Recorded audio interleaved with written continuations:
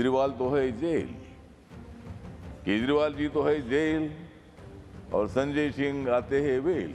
वैसे जो coaching centres है उस कोचिंग सेंटर को परमिशन का कोई प्रावधान है क्या? जो परिवार जन है बच्चों के, उनके लिए कोई नौकरी देने के बारे में या उनको आर्थिक मदद देने के बारे में भी सरकार ने विचार करने की आवश्यकता है। रामदास अठावले ने राज्यसभा में ओल्ड राजेंद्र नगर की घटना पर चिंता व्यक्त की। अठावले ने ओल्ड राजेंद्र नगर हादसे का मुद्दा उठाया। उन्होंने दुख व्यक्त करते हुए सरकार से कोचिंग संस्थानों के खिलाफ कार्रवाई करने की मांग की। साथ ही साथ उन्होंने केजरीवाल सरकार पर तंज कसा।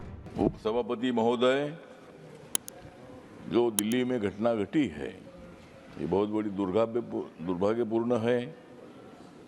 जो 3 बच्चों की मौत हुई है, अपने माँ बाप को छोड़कर दिल्ली में आए हुए बच्चों की मृत्यु हुई है, इसके लिए कौन जिम्मेदार है? मुझे लगता है कि दिल्ली का कैसा हो गया है हाल, दिल्ली का कैसा हो गया है हाल, क्या कर रहे मुख्यमंत्री केजरीवाल? केजरीवाल तो है जेल, केजरीवाल जी तो है जेल और संजय सिंह आते हैं वेल। इतना काम करने से नहीं चलेगा। मुझे लगता है कि इस विषय पर राजनीति की आवश्यकता नहीं है। हमारे महाराष्ट्र के 5000 से ज़्यादा बच्चे हर साल इधर आते हैं। देश से लाखों की संख्या में बच्चे इधर आते हैं। वैसे जो कोचिंग सेंटर्स है उस कोचिंग सेंटर को परमिशन का कोई प्रावधान है क्या? कोचिंग सेंटर को परमिशन देने की आवश्यकता है।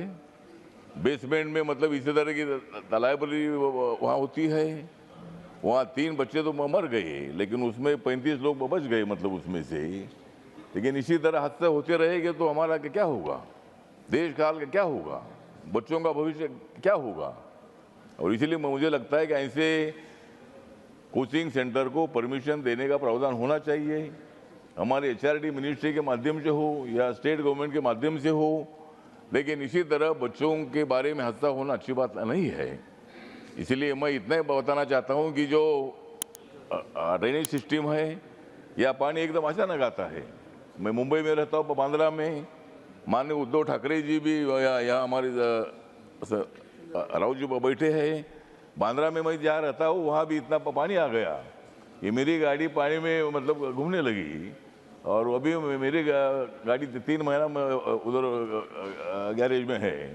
तो मतलब मुंबई का भी ऐसा हाल है, दिल्ली का भी ऐसा हाल है। तो इसी तरह ड्रेनेज सिस्टम को मतलब अगर एकदम अचानक बारिश आती है, हमारे महाराष्ट्र की तो हालत ऐसी है कि गांव-गांव में पानी घुस गया है।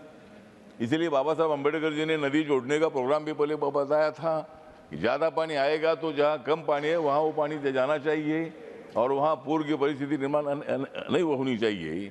उधर भी ध्यान देने की आवश्यकता है। तो इस घटना जो घटी है उसके बारे में संवेदना व्यक्त करता हूँ, लेकिन जो परिवार जन है बच्चों के, उनके लिए कोई नौकरी देने के बारे में या उनको आर्थिक मदद देने के बारे में भी सरकार ने विचार करने की आवश्यकता है।